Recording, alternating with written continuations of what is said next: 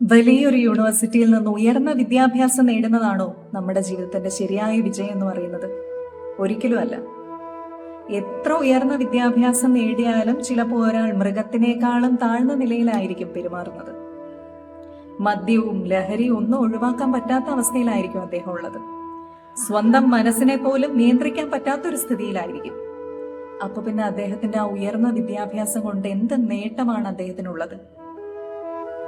സ്വയം പരിശുദ്ധനാവാതെ എങ്ങനെ ഒരാൾക്ക് സന്തോഷവും സമാധാനവും കിട്ടും? സങ്കടകരമായ ഒരു കാര്യമാണ്, കൃഷ്ണാവബോധം സ്വീകരിക്കാൻ കഴിയാത്ത ധാരാളം വിദ്യാസമ്പന്നർ നമുക്കിടയിലുണ്ട്.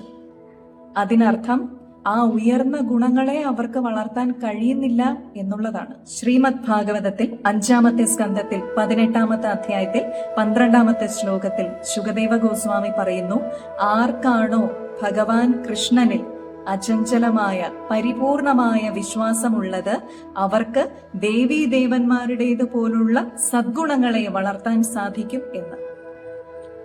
കൃഷ്ണാവബോധം പരിപൂർണമായി സ്വീകരിക്കുന്നതാണ് നമ്മുടെ ജീവിതത്തിന്റെ ശരിയായ വിജയം എന്ന് പറയുന്നത്. ഹരേ കൃഷ്ണ.